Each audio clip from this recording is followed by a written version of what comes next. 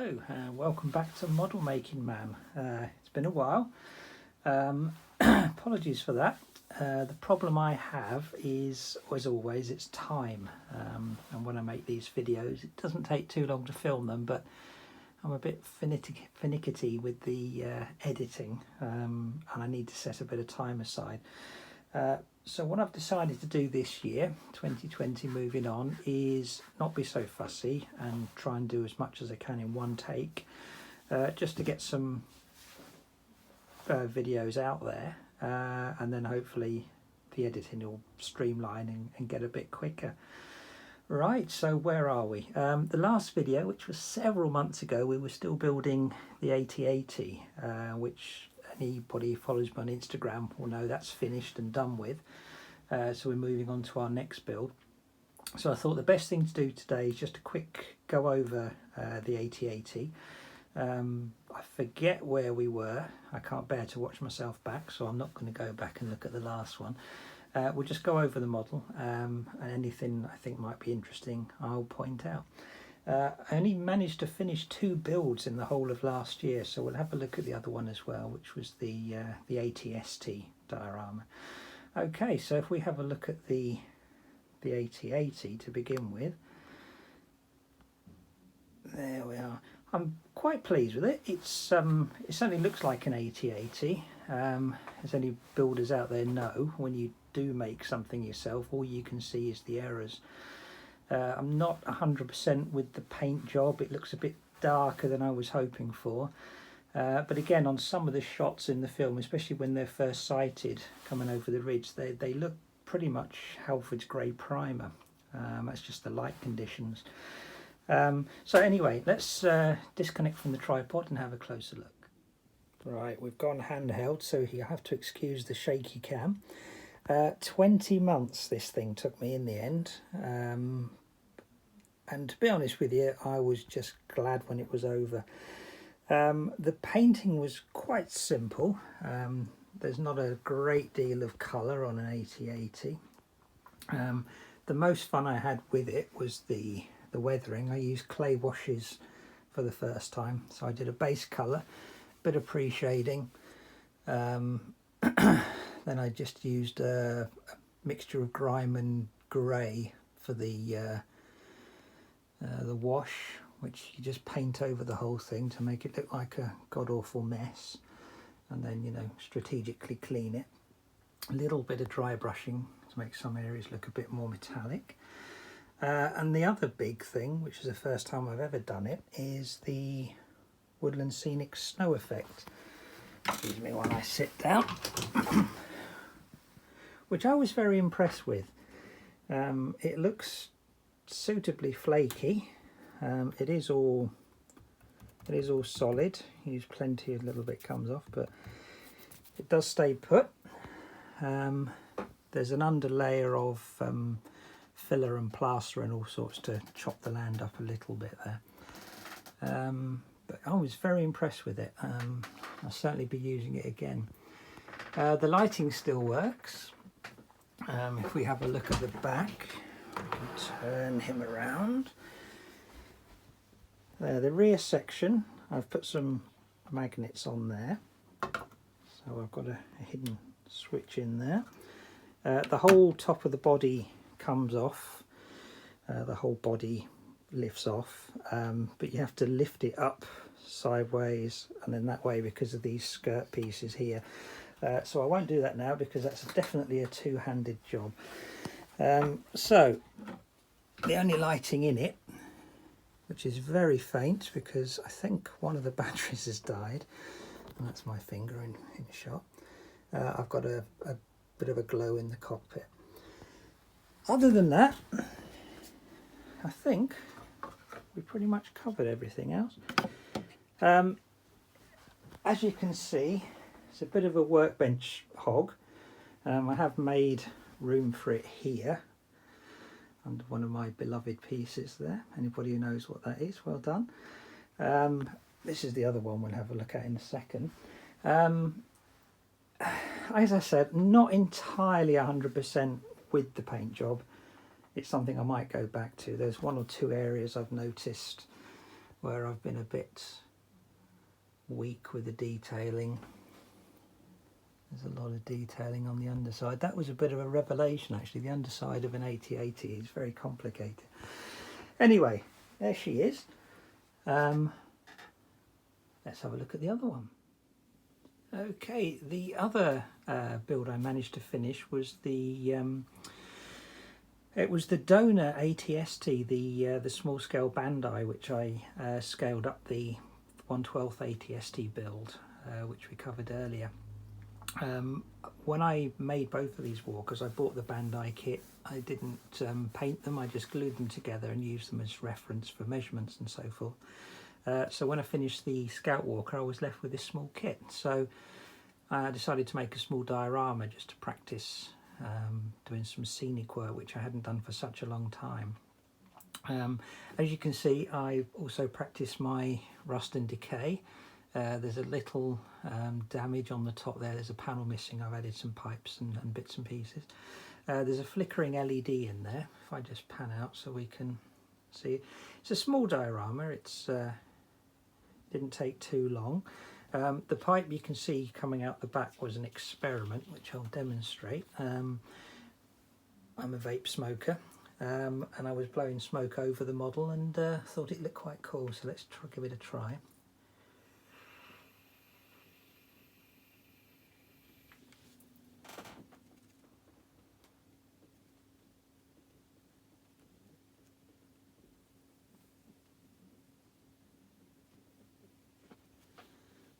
Little bit coming out there, hang on.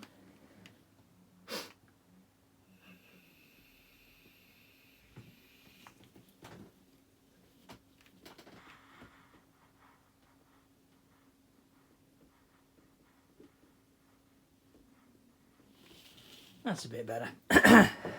Yeah, a bit of a fun experiment.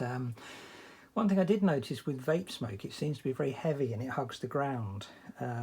So I thought the ideal place for that would be to do a Dagobah diorama, maybe a crashed X-Wing in the water, because there's a lot of sort of mist hugging the ground in those scenes in Empire. So an idea for later perhaps. Anyway, moving on. So this year, just to try and break it up a bit, I've got one large build and 3 small builds that I'm going to do simultaneously. If you're doing just one build, it can get a bit monotonous. With the 8080, making the legs was turning into a real chore, so I broke it up doing a few bits and pieces. So I'll carry that on this year, but these are the 4 I'm going to focus on. I put post-its up so that try and keep me focused. Anyway, first up, the smallest, the downed 8080. This is the Bandai kit. And that's what I scaled up 4 times to make the large one. So what I figured I'd do, as I did with the ATST, is make a small diorama. So enjoying breaking up walkers as I do, I thought I'd do this one crashed as well. This is one of the most iconic shots of an 8080, sadly. So also it gives me an excuse to use a bit of woodland scenic snow as well. So that should be, stand up straight, that should be a fairly straightforward quick build, so I can just dip in and out of that one. Also, because I wasn't happy with the paint job on the big version, this would be a good practice to see what colours work best. So yes, let's have a go at that. When I originally started making models way back when, we're talking about 30 years now, more than that, 35, back when I was at school, it was all Tamiya 135th military.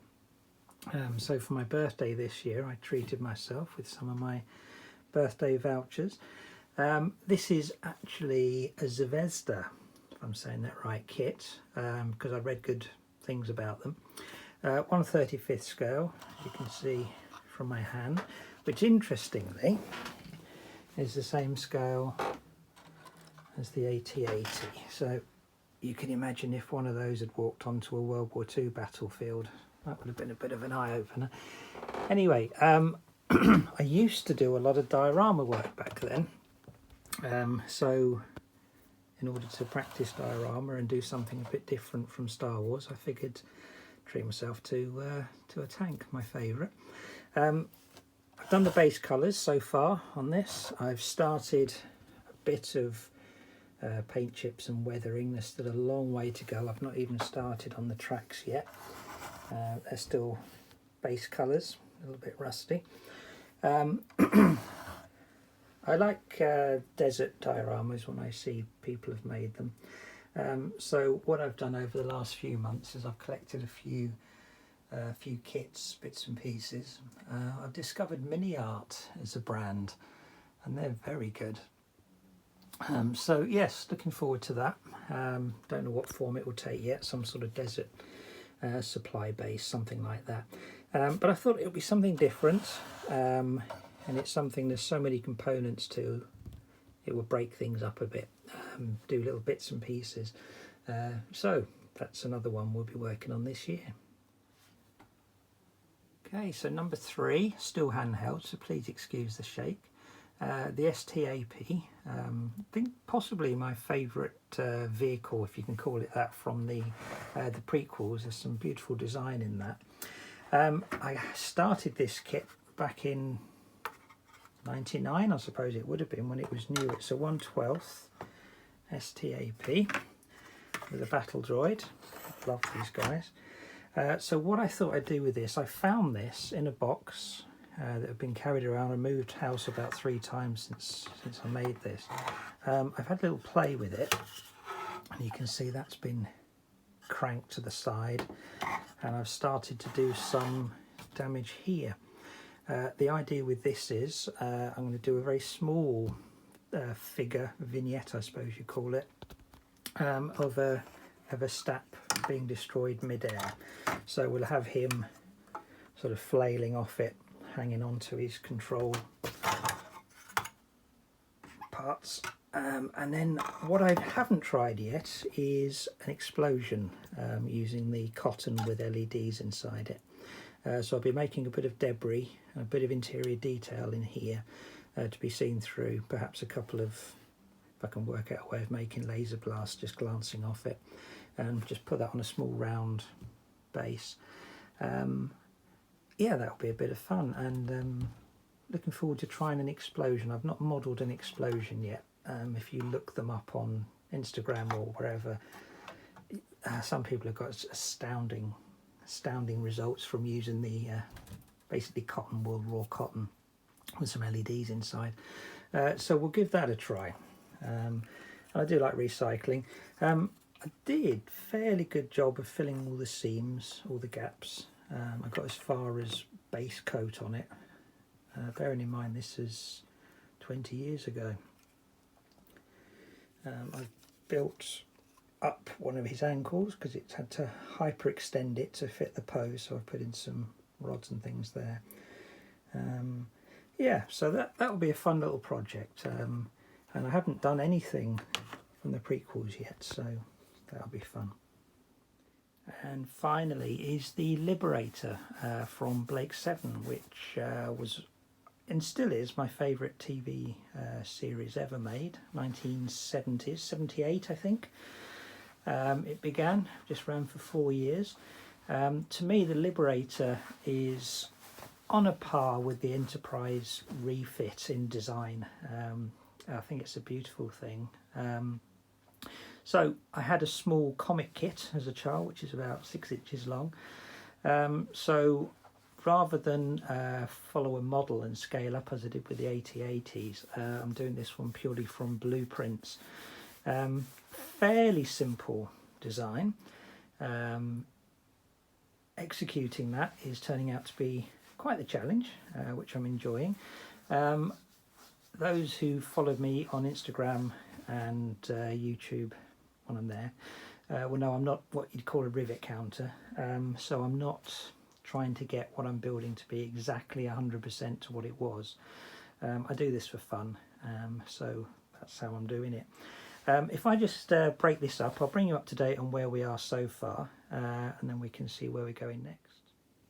As you can see, the main shape of the Liberator is a large central tube, 3 outriggers with smaller tubes on the outside. There's a dome at the back, which will make fun. And then you have the weapon pylons on here, which are covered in antennae. Once I worked the scale out, I started sourcing piping. The large pipes are from air conditioning. The medium-sized pipes, I got some white drainage pipes. And what else? Yes. And there's some acrylic piping as well. Anything that will do to the scale. The domes, I got those. They're to make silo tops, I believe.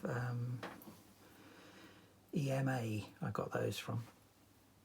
The dome at the back, this is a suitably sized 2-part board, like a large Christmas decoration.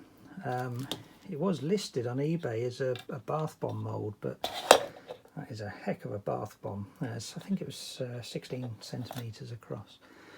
This little white tag on here is very good news for me, because that was a test. That's a piece of styrene. I used standard Tamiya styrene glue and found that it did stick. So these domes are some form of styrene, which is really going to help in the process later on. Because if you know the Liberator, the rear section, these are the problem. These are very complicated. We'll get to that soon. Right, let's take her apart and I'll show you where we're up to so far. There, so I've put her on her side. It makes a bit more sense that way. If you compare the basic shapes to the schematics. The dome at the back, it is on a protrusion, which is good news because that will be about here, so I'll have plenty of room to fit the lighting in it. The nose section here, that's got a lot of work to do on it yet. That's the basic skeletal shape. There's all sorts of inset detail pieces coming down here, so they'll be on the inside, and then I'll build the diameter up gradually. Where it joins here, there's a lot of ribbing. You can see on there. That should be fairly straightforward. That will be styrene. Speaking of styrene, the reason I was so pleased about this little tag that I glued on there is styrene is by far the best material to work with. This piping that I used for the main body, it's very shiny and it's basically glue proof. It's ghastly. So the first thing I did when I got the basic shape built up was to cover everything in styrene plastic card. Once you've covered all the tubes and everything with plastic card, you're free to detail and glue onto it at your heart's content. It still comes apart, bear with. There we go. Right. That's the main body. You can see on the edge, if we can focus on there, you can see there the layers that have been built up. I've got a wooden brace inside. I've made a load of these discs in various sizes for strengtheners, so I've got plenty of those, so it'll be good and solid. This is actually really solid. I've made sure it's as solid as can be. The central core here, see there's a hole drilled right down the centre. Every section of it has a hole in it. So when I come to put the nose on, there'll be a length of threaded rod running the full length of it. So the whole thing, will be kept together. The skeleton, again, I was very keen to make sure it was very solid. So I've got a wooden core. These are mild steel, and then there's wood inside these as well. This is just screwed in here. I worked out the angles. Luckily these are 45 degrees to the body, so that was straightforward. It's a bit of a problem having 3. If they put 4 outriggers on it, that would have been a lot easier. But this is now very solid, not too heavy, but because this will be in the centre and these are coming off just rear of centre, the centre of gravity I've worked out is around here somewhere, so when I put it on a stand I can just drill into there and it should sit quite happily. Right, each of these, you can see the mess of glue inside. I use the Gorilla Glue, the expanding foam glue, which is basically as strong as a super glue, but it does expand and fill it up. The tops here were a very lucky find. These are actually ceiling roses that your light pendant will hang from. So I've just filled in the hole that the cable came from with milliputs, made it conform to the rest of the shape, and they went in there quite happily. This is never throw anything out. That's the lid off, I think it was a coffee jar, I'm not sure. That's just a spacer which comes up against the wooden piece here, so when it fits together it sits quite nicely. At the back of it we had this connecting piece, which is a connector from the air conditioning set, so that works quite well.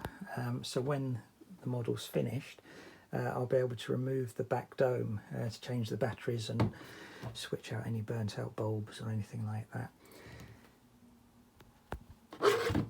Again, this is going to be something of a challenge.